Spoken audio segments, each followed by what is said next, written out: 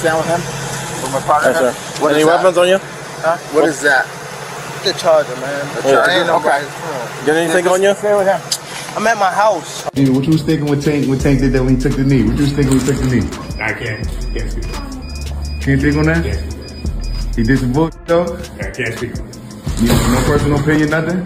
Can't. Gervonta "Tank" Davis is facing trouble once again, just 2 fights after his release from prison. The WBA lightweight champion is now dealing with federal agents over incidents linked to his last fight. Both he and comedian-turned-referee Steve Willis have been found guilty of certain violations that took place during the match and were later addressed backstage. Davis has had his share of controversies, which might be one of the reasons he's considering retirement.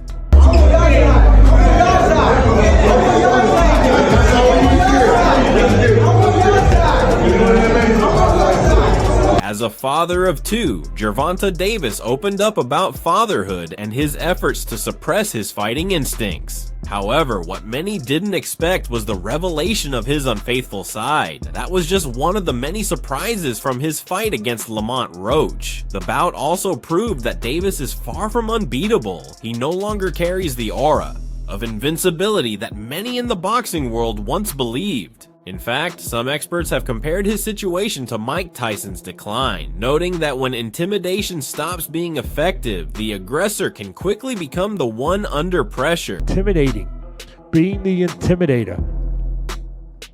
And the guy that you are trying to intimidate does not get intimidated. You become the intimidated. He becomes the intimidator.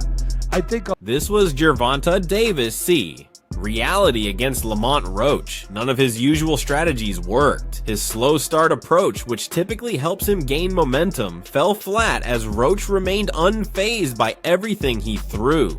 Even when Davis resorted to his signature knockout punches, Roach stood his ground. In fact, it was Roach who landed a powerful shot in the 9th round that nearly had Davis stumbling.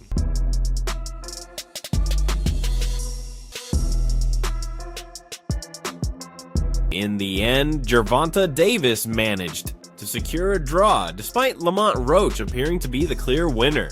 If Davis's actions in the 9th round had been penalized, the outcome might have been different. He didn't get the win, but he still found a way to avoid a loss. However, there's a reason why referee Steve Willis started the count when Davis took a knee in the 9th round, only to stop after Davis said something to him. At the time, no one knew what was said, but leaked recordings have now revealed the truth.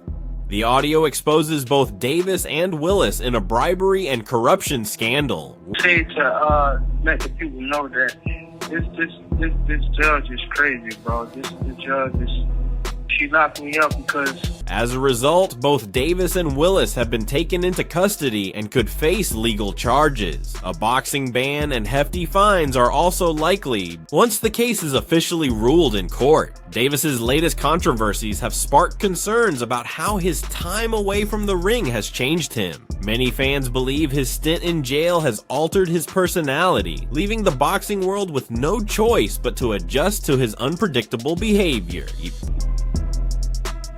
Basically, I bought a property. I did everything in my power to listen to my lawyers. You have 60 seconds remaining. Nearly 2 years ago, Gervonta Davis made a statement with a knockout win over one of his biggest rivals in a high-profile Las Vegas fight.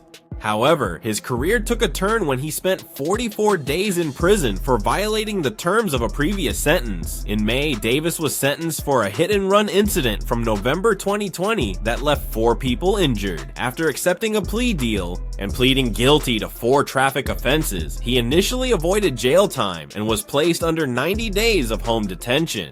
However, less than a month later, he was sent to prison for violating the terms of his sentence.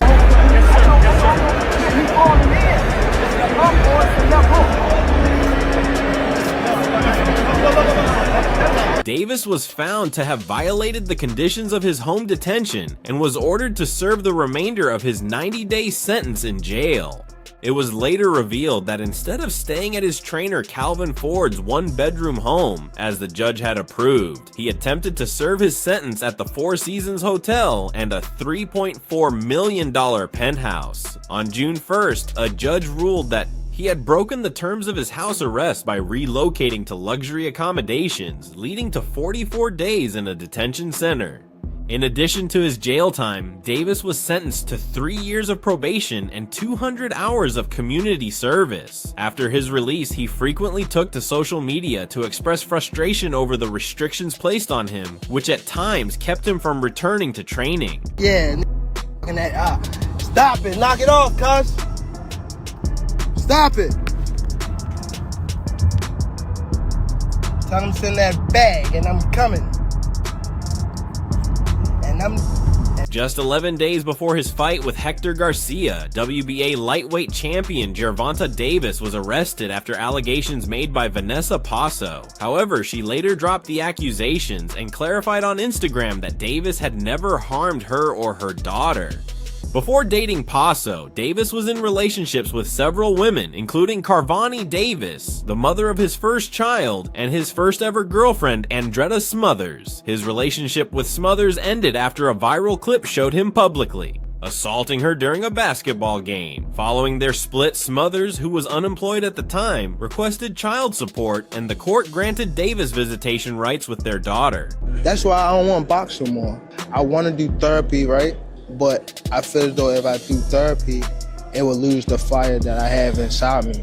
I want everything. Even before the disturbing footage surfaced online, Gervonta Davis's relationship with Andretta Smothers had been rocky. Their daughter, Gervonta Davis, was born in April 2018, but their family life was far from stable. In December 2018, Smothers took Davis to family court, requesting an increase in child support from $2,200 to $10,000 per month, arguing that it better reflected his earnings. She also accused him of pressuring her for sex in exchange for financial support. The domestic violence incident that ultimately went viral happened during a charity basketball game. Why you retiring? With trash. What changed? What made you? Trash, garbage. If you got the opportunity to sign a prospect for GTD, who will be? The video showed Gervonta Davis aggressively grabbing Andretta Smothers by the neck and pulling her out of her chair during a charity basketball game in Miami, just a night before the Super Bowl. As onlookers watched in shock, Davis was seen pushing Smothers out the door. Security eventually stepped in, escorting both of them out of the venue. After the video went viral, Davis took to Instagram stories to deny harming Smothers, insisting, "I never once hit her. Yeah, I was aggressive," and told her to come on, "That's the mother of my child. I would never hurt her." Shortly after posting, he deleted all content from his Instagram page. Despite his denial, Davis was arrested on February 5th, 2020 at around 7:15 a.m. PT and charged with simple battery domestic violence in connection with the incident. Even get angry, you know what I mean? Because I have two girls, two daughters. I'm wanting to be much softer, you know what I mean? Be more humble and things like that. During an ongoing investigation sparked by social media reports and the victim's statement on February 1st, 2020, authorities confirmed that Gervonta Davis assaulted his former girlfriend, with whom he shares a child. Davis later turned himself in to Coral Gables police. According to police reports, additional evidence indicated that the altercation didn't stop when Davis moved out of the camera's view. He allegedly took Andretta Smothers to a back room where he repeatedly struck her with a closed fist, leaving bruises on her face and lip. Smothers cooperated with investigators, provided a statement, and allowed police to document her injuries. This wasn't Davis's first run-in with the law. In 2018, he was arrested for disorderly conduct after a fight outside a Washington, D.C. bar. In 2017, he faced assault charges for allegedly punching a friend in Baltimore, but those charges were later dropped. Discussed at this moment, and now it's something you keep on repeating. Is it just because obviously what you've done through boxing since you were a kid and everything? Fed up with it. Where's Calvin Ford? Is Calvin Ford and Leonard Edelby? Usually they're around too. Gervonta Davis remained in custody overnight in Florida, where he had been training. He was scheduled to appear before a judge the next morning, where formal charges and bond recommendations would be presented. His fight was at risk of being canceled when he was arrested and charged with domestic violence in late December. However, days later, the woman who called the police released a statement on social media saying, "Davis did not harm me or our daughter." She admitted that she had made an unnecessary call to law enforcement in a moment of panic. Okay, I don't know. I'm asking you. Gotta ask you. Who was in the car?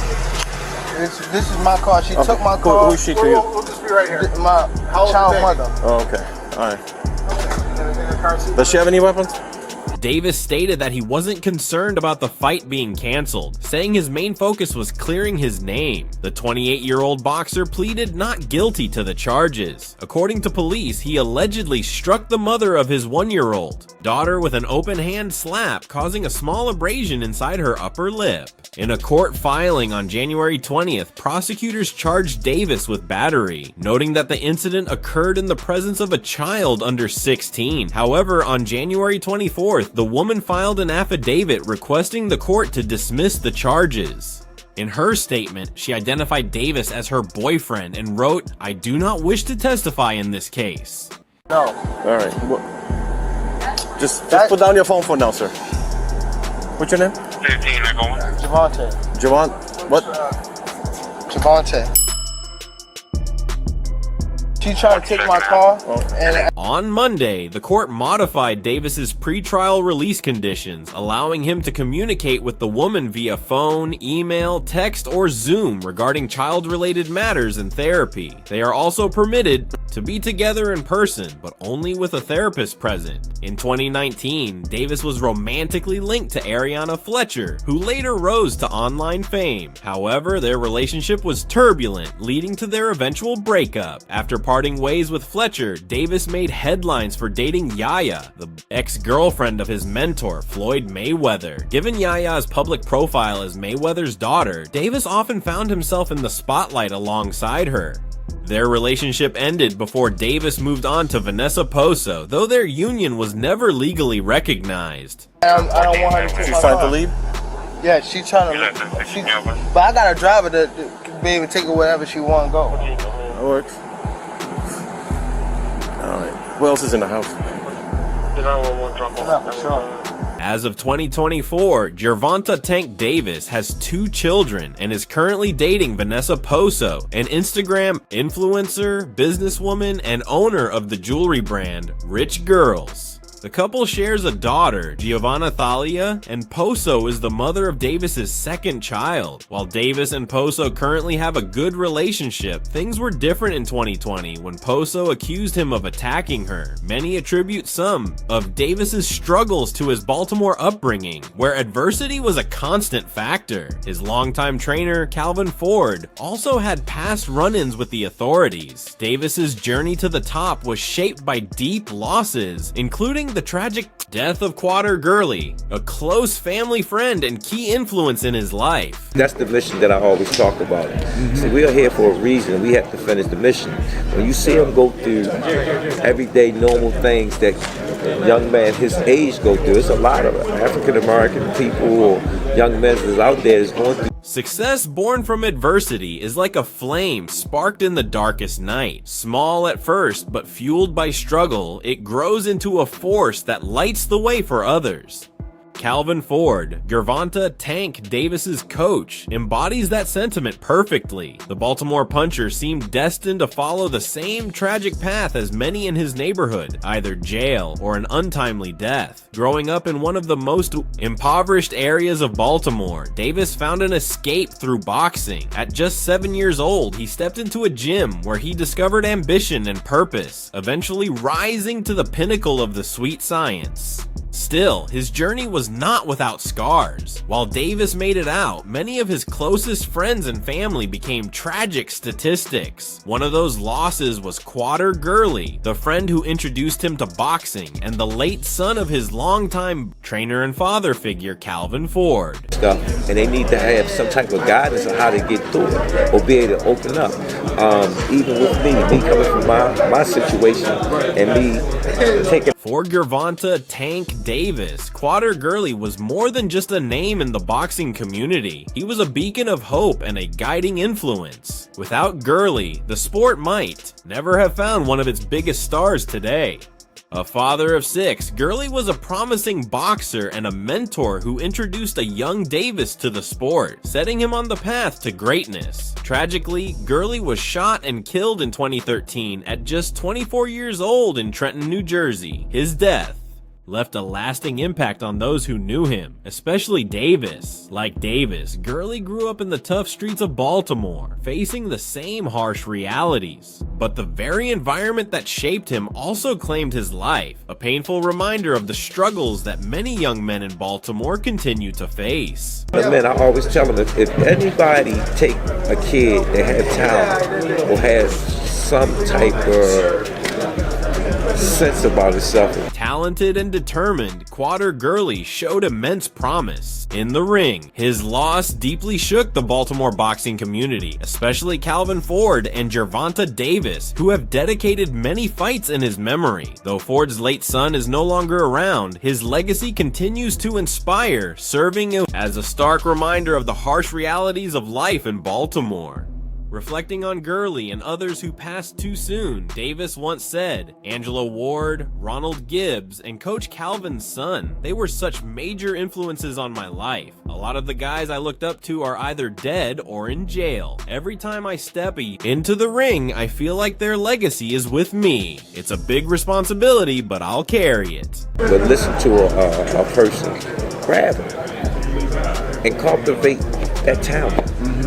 You know, there's a lot of young men out here that need help from people. Quader Gurley played a pivotal role in Gervonta Davis's early boxing journey, though not as a traditional trainer. A close friend, Gurley introduced a 7-year-old Davis to boxing, setting him on a path that would ultimately lead to championship success. Reflecting on Gurley's impact, Calvin Ford told the Baltimore Sun, "When I look back, I think what happened to them kept him straight."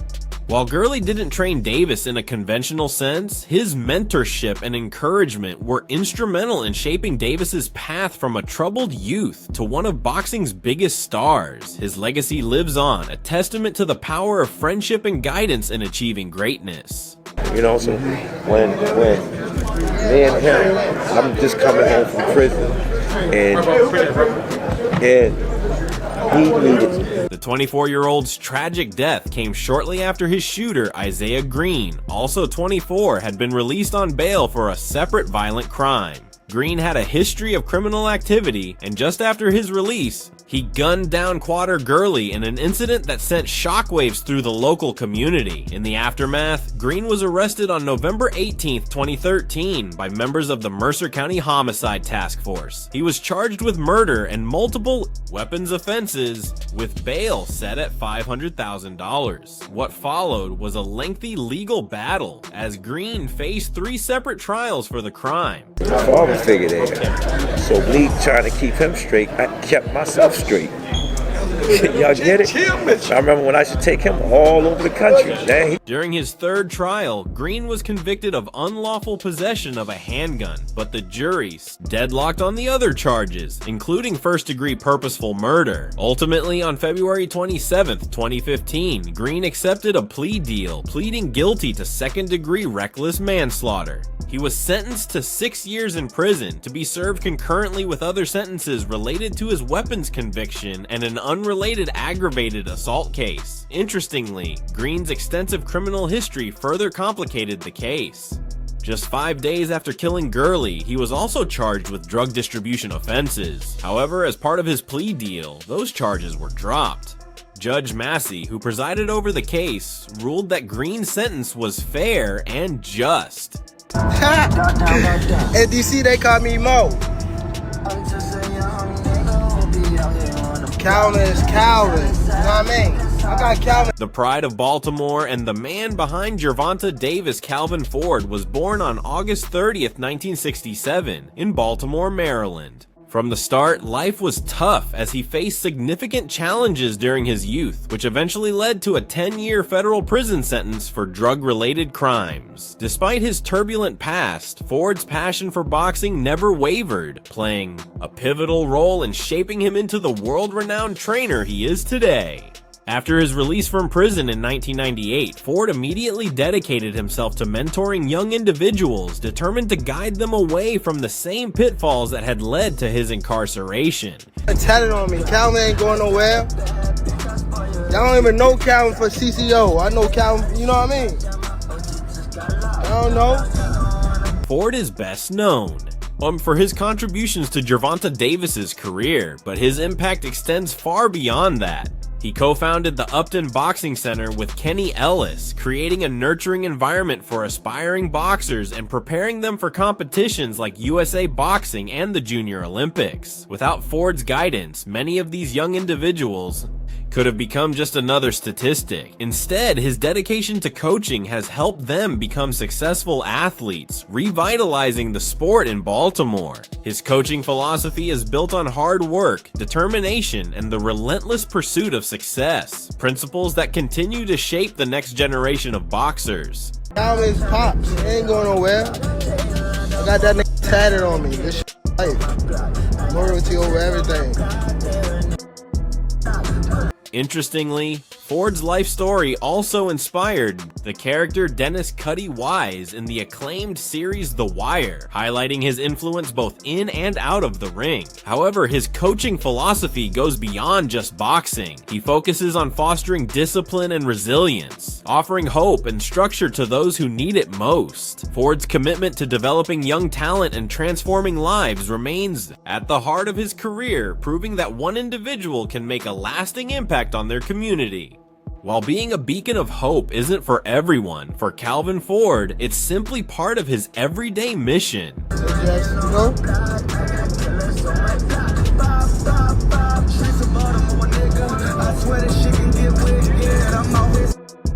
This is despite the tragic loss of his son in 2013. The boxing community, including Gervonta "Tank" Davis, continues to draw inspiration from the champion that could have been. And that's all for now. For the very best updates, moments, events, and action in the world of boxing, stay connected by subscribing to our YouTube channel. Don't forget to turn on notifications so you never miss out when we drop quality content like this. Until next time, peace out.